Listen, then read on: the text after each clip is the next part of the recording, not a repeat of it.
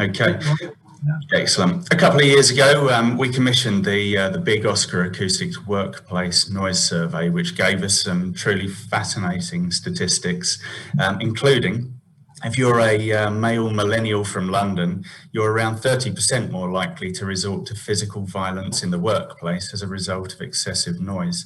That's around 40 times higher than the same person living in East Anglia. A lot has happened in 2 years though, so we thought we'd do another survey. Called the Big Oscar Acoustics Survey to find out what preparations are being made for the reconfiguration of workspace, also identifying what potential design challenges architects may face and how easy it will be to adapt to the hybrid workplace of the future. In particular, a focus on the acoustic quality of these reimagined spaces and how this may impact employee welfare, as well as fit out limitations and adhering to new COVID-19 safety measures. It's admittedly not the most catchy title. Unfortunately, now I'm unable to present the complete findings as it's still ongoing. We did hope to have them by now, but I'll be mixing in to the presentation some interesting initial findings, although obviously they could change, but so please keep an eye out on my LinkedIn and the Oscar Acoustics YouTube channels for the full and complete results. Unsurprisingly, JLL say that there was a sharp fall last year, and although leasing volumes remain subdued, they're seeing promising signs and expect a strong second half of the year. They say that offices will become more social, collaborative and tech-enabled to inspire employees and customers to occupy them. There's also a heightened focus on a higher quality core product. According to JLL, the 3 priorities for employers are define and develop your optimal hybrid working model, of course, support and shift in working behaviour, and create a dynamic office layout, maximising the value of each person's contact whilst accommodating a variety of uses through the day. The new normal is an always-on operating model that we keep adapting. So how can acoustics help? Most offices are not set up to have multiple people with raised voices on Zoom calls, so naturally some are going to stay at home because it's easier or so they don't disturb others. This in turn reduces social and therefore collaborative elements. There was a really great piece in the Times a little while ago, some may call it very hot news, where Tom Whipple interviews British designer Thomas Heatherwick. He was saying that middle-aged, comfortable people living in their home working suburb bubble are getting a touch on the smug side, no longer having to smell the armpits of fellow tube travellers and dropping the kids off at school in their pants. The danger of the smug middle-aged people is that if they think they don't need to come in because they become less relevant, he says. The pulse of organisations will be all about younger people who come together, learn together and push each other. So when talking in an office space, how easy is it? Do you have to raise your voice above the sonic battleground around you? It can be exhausting and stressful, just like that summer's day commute on the Underground. It's just as bad, if not worse, to be sat amongst it whilst trying to concentrate on something else. In a previous webinar I did for RIBA on wellbeing in the workplace, I touched on excessive noise being responsible for many health issues, including diabetes and heart disease, with our Big Oscar workplace noise survey showing that people just weren't aware of these risks or the effects of noise. Of course, social distancing is also a concern, but many offices don't lend themselves to easy reconfiguration due to partition walls surrounded by tile grid ceilings. And here are a few of the initial findings from our survey. So These went out to architects. So overwhelmingly, the main challenge when reconfiguring workspace is to ensure proper social distancing measures for employees. That's not surprising. Fixed partition walls are the main limitation or sticking point to the successful reconfiguration of workspace, meaning that we must find ways of being more flexible with design of our space. Overwhelmingly, architects agreed that budgets have stayed the same, despite the increased need for major refits in the wake of the pandemic. So quite interesting so far. I look forward to seeing the finished results. In spraying the underside of the concrete slab, rib deck or metal profile, as in this example, you're gaining valuable extra height for air circulation, but also that feeling of space.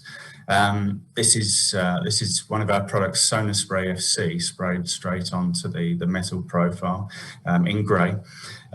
So a suspended ceiling would have been around the height of the windows, so you would have lost a fair bit of space there.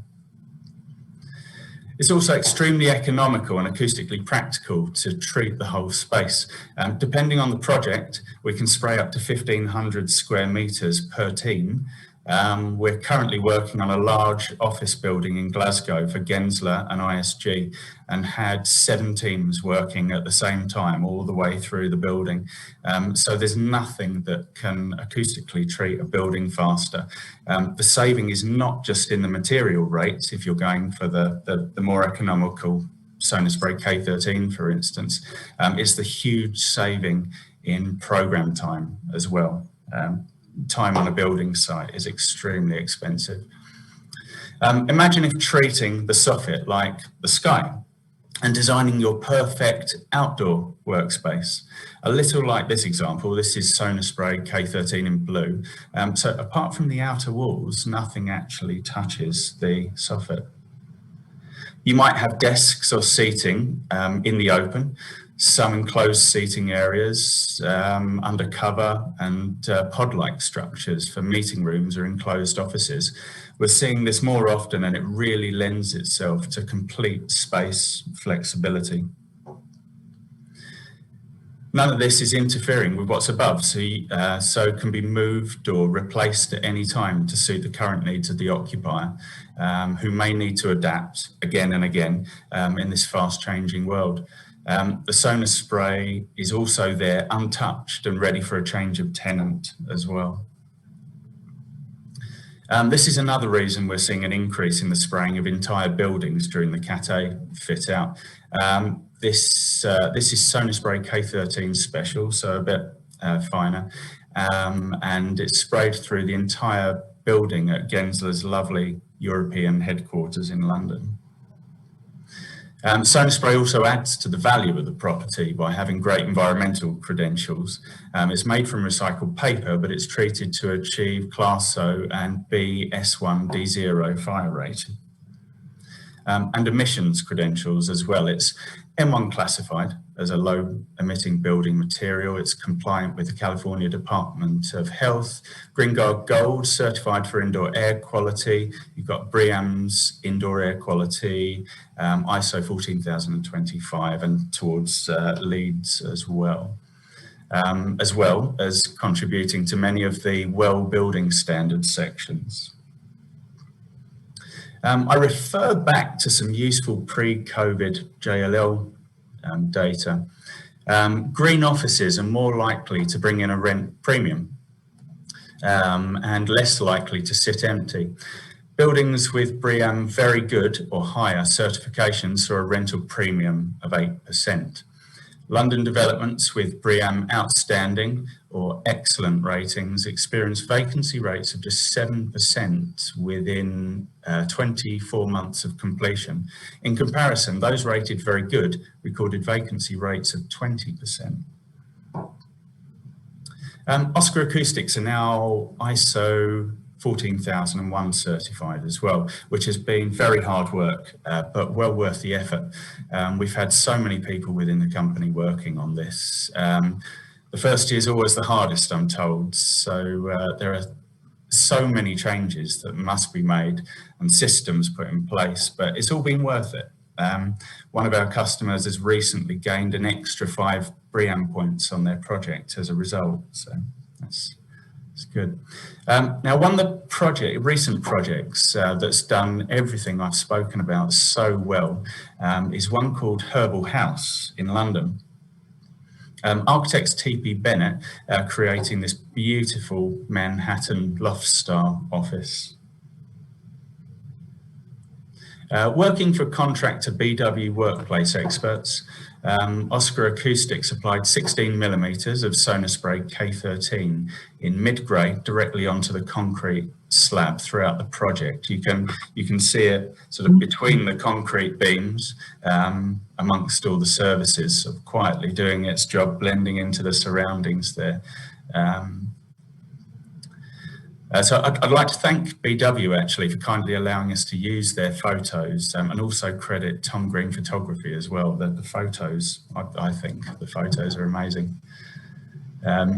Central to achieving their goal of creating a tranquil office ambience was the issue of noise reverberation.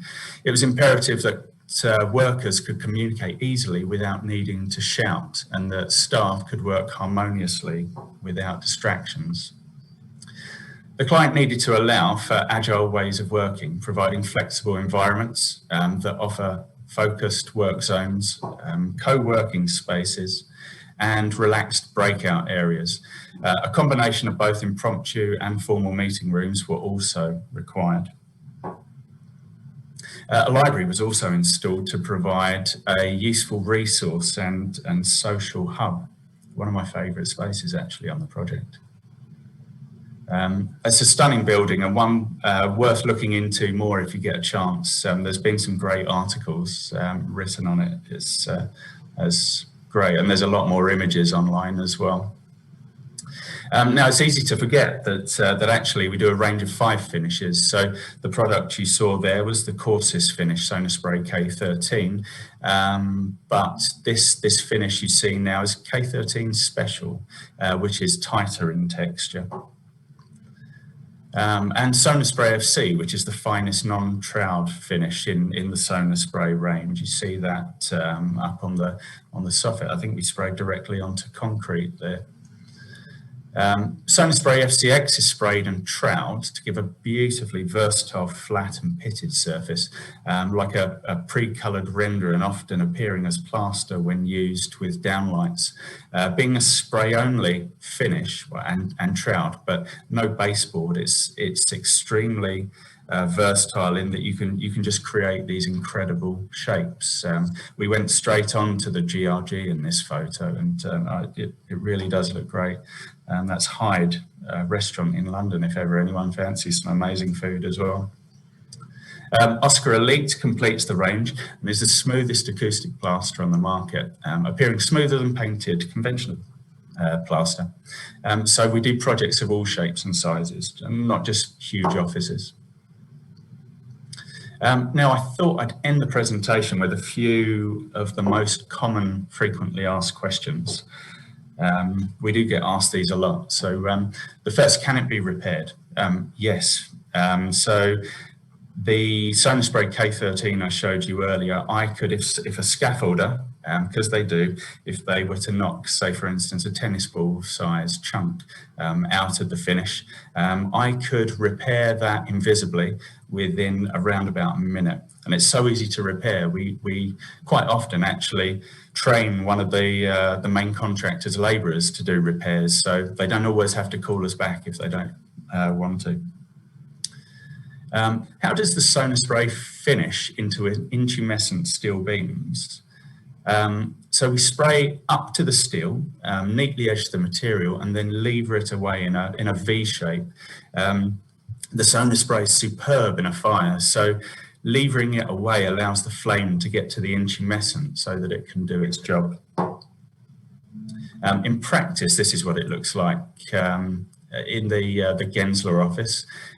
You can see the Sonospray going up to the black steelwork, and then if we zoom in on that, you've just got that kind of slightly V'd less sharp than that, a slightly beveled edge. Looks great. Can you overspray untidy cementitious fire spray? Yes, you can. In fact, the SonaSpray is the only acoustic system to have been assessed by UL, the US testing body, as suitable for use onto a cementitious fire spray. So it's pre-coloured, so it decorates, acoustically treats, and just tidies the whole place up in one go. So yeah, ideal for refreshing a project. I've been told I need a Class A absorber. Does your material achieve this? Yes, it does. Excuse the whiteboard sketches here. Yes, so that would be 30 millimeters of acoustic finish, but you don't necessarily need that. So when the sound is hitting a bare surface, the sound just bounces straight off. Sometimes in getting deflected in different directions, but the noise level sort of remains the same. Now, when applying our finishes onto them, a strange thing happens. You see the direction of the sound in some directions. Generally, the thicker you spray, the higher the low frequency. If we were to spray a thinner Class C equivalent spray depth, something like, I don't know, 16, 20 millimeters, onto a profile, in areas the spray depth is actually much thicker. You see where the sound is hitting it at an angle. Combine this with a larger developed area and you can actually really reduce the spray depth considerably. So that saves time and also materials, so money. You're also benefiting from the air gap behind the deck to absorb more low frequency sound. And I'll need to start calling you to order on that one now. That's fine. Last couple of slides. So on hollow rib, a different thing happens. You get a benefit from the extra spray depth in the ribs, increasing low frequency absorption and therefore reducing the material depth required to achieve the performance. And the last image you see from Oscar Acoustics isn't going to be my terrible drawings. Here is one last pretty photo of our acoustic plaster. It's at the Four Seasons, Trinity Square, London. Acoustic consultants on the project, Clark Saunders, said that the acoustics moved the jazz band to tears on the opening night. They said that they'd never heard themselves sound so good. So quite a nice compliment. Thank you all very much. Please, nice one, Ben. Yeah, do follow us on the social media and then you'll see the results for the survey on there as well. Thank you. Thank you very much indeed. Thank you. That was great. Some really nice examples there, some lovely projects. Highly tactile stuff though. I was just wondering about how much, I mean, my only question is, you know, where would you recommend it being touchable and where would you recommend it being out of touch? That would be my question. Okay. Any acoustic finish, even if it's a hard finish to touch anyway, I would recommend being above head height. Right. The reason being, whilst our SonaSpray finishes are they can really take an impact. You could throw a basketball at them all day. But the acoustic plaster finishes tend to, whilst they feel hard to touch, they've got a soft backing behind them. So what you get is like an eggshell effect. It's hard to touch, but you can break that eggshell very, very easily. So whilst we're able to repair ours, a lot of them end up, a lot of the ones on the market are very difficult to repair and you end up, it's a bit like repairing some render or whatever, you tend to see that. Yeah, above head height if you can. Okay, great. Well, thank you very much indeed, Ben. Thanks for your showing us the projects you've been working on. Some really nice stuff.